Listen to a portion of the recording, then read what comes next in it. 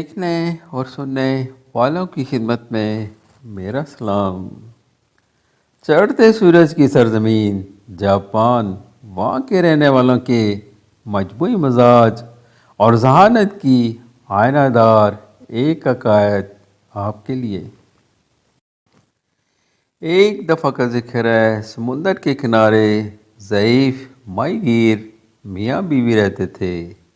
ان کا اکلوتا بیٹا ان کی آنکھوں کا نور اور دل کا سرور تھا۔ اسے دیکھ کر وہ جیتے تھے۔ اس کی خاطر وہ اپنے بڑھاپے میں بھی سخت سے سخت محنت کرنے کے لیے تیار تھے، غرض کہ وہ اپنی قسمت پر نازاں تھے۔ ان کے بیٹے کا نام آشما تارو تھا۔ جاپانی زبان میں اس کا مطلب جزیرے کا بیٹا ہے۔ جب اس نے ہوش سنبھالا تو وہ زیادہ نوجوان نکلا۔ وہ ہوشیار، ماچھی اور مشاق پیراک تھا۔ وہ اپنی کشتی کو سمندر میں اتنی دور لے جاتا کہ گاؤں کا بہادر سے بہادر نوجوان بھی اتنی دور جانے کی جرت نہیں کر سکتا تھا۔ کئی بار آشما تارو کی دلیری اور بے خوفی دیکھ کر گاؤں کے بڑے بوڑھے معنی خیز انداز میں سر ہلاتے اور اس کے والدین سے کہتے، اگر تمہارا بیٹا ایسا ہی جری رہا تو کسی نہ کسی دن سمندر کی لہریں اسے ہمیشہ کے لیے اپنی آغوش میں لے لیں گی۔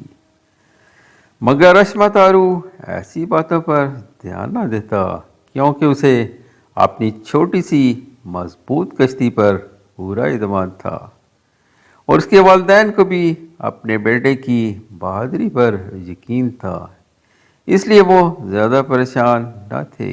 ایک سوانی صبح کو جب وہ اپنے بھرپور جال پانی سے کھینچ رہا تھا تو اس نے مچھلیوں میں ایک ننھا کچھوا دیکھا۔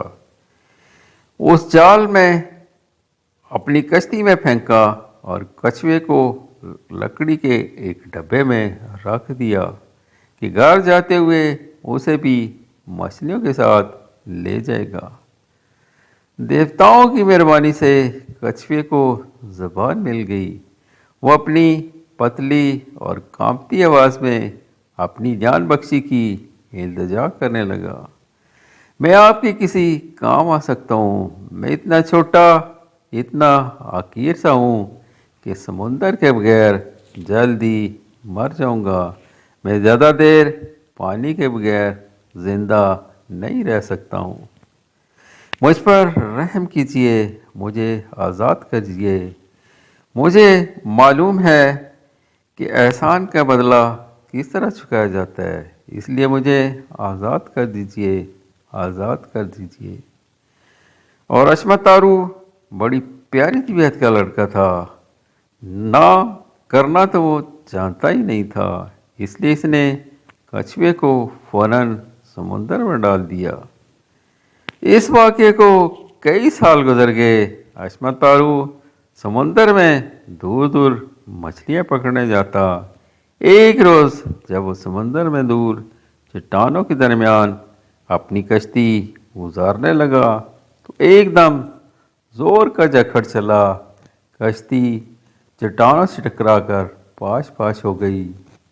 آشما تارو کا انجام بھی یہی ہوتا، کیونکہ وہ زبردست پیراک تھا، اس لیے وہ پتھروں سے ٹکرانے سے محفوظ رہنے میں کامیاب رہا اور ساحل پر پہنچنے کے لیے ہاتھ پاؤں مارنے کے لگا۔ اب اس نے 2-4 ہاتھ پاؤں ہی مارے تھے کہ اسے اپنی طرف ایک بہت بڑا کچھوا آتا نظر آیا۔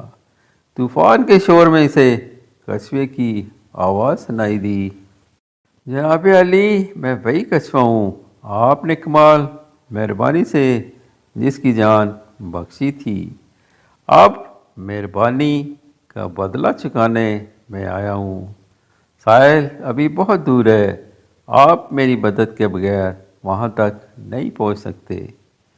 میری پشت پر تشریف رکھیے، آپ جہاں چاہیں وہاں آپ کو اتار دوں گا۔ اور آشما تارو نے شکریہ ادا کرتے ہوئے اپنے دوست کی مدد قبول کر لی۔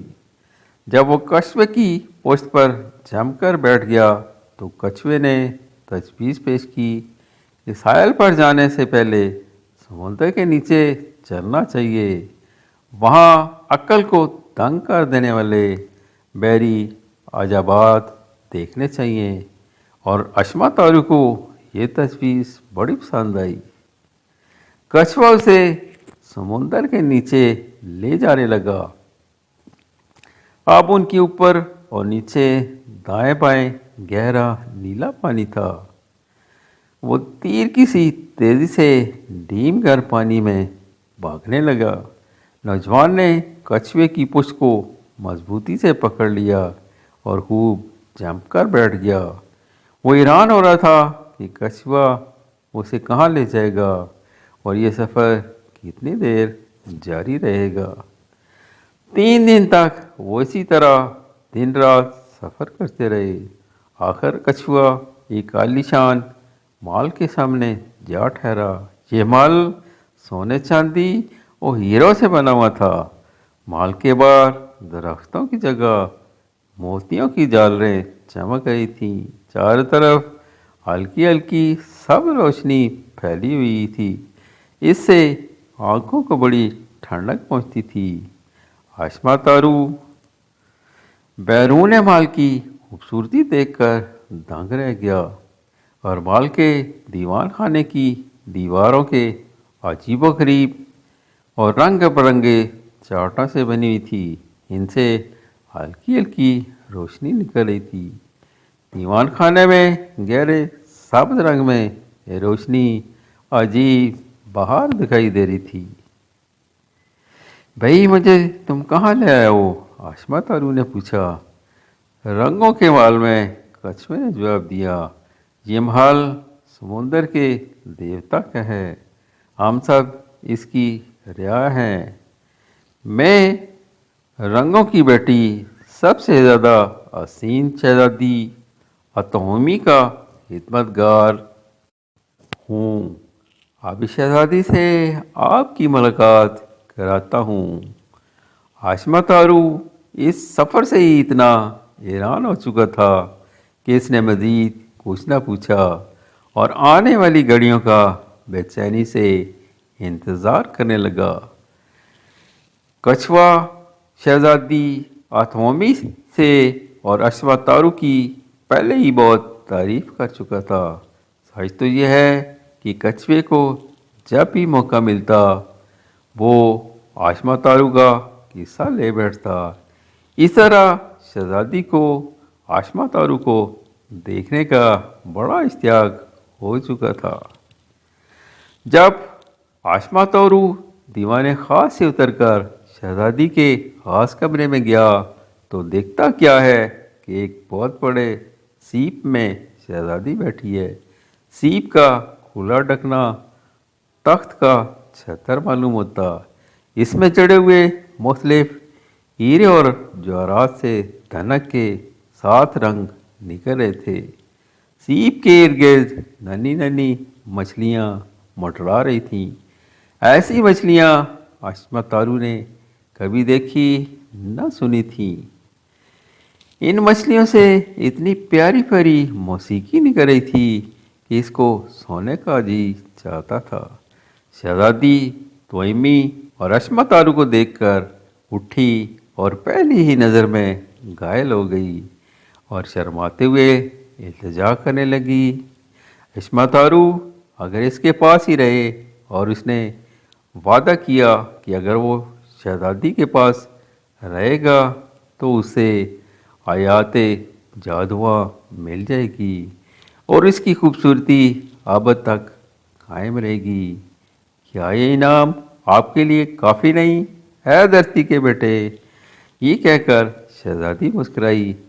سبز رنگ کے محل میں شہزادی کی مسکراہٹ سورج کی پہلی کرن کی مانند تھی اور اشما تارو کے من کامنا جاگ اٹھی۔ اس نے جواب دیا، دیوی جی میں آپ کے قدموں میں ہی رہوں گا۔ اور اشما تارو کی زندگی خوشی، مسرت اطمینان اور سکون کے نرم و نازک پاروں پر بسر ہونے لگی۔ انسان تو اتنی مکمل اور گہری خوشی کا تصور ہی نہیں کر سکتا۔ آنے والی ہر گھڑی گزری ہوئی گھڑی سے کوئی زیادہ ہی خوشی لاتی۔ وہ شہزادی کا محبوب کیا بنا، گویا اسے گمشدہ جنت مل گئی۔ ایک روز اچانک اس کے دل میں اپنے والدین کو ایک نظر دیکھنے کی خواہش پیدا ہوئی۔ اور اس کے بعد آشما تارو کے ساتھ کیا ہوا، انشاءاللہ اگلی قسط میں آپ کے لیے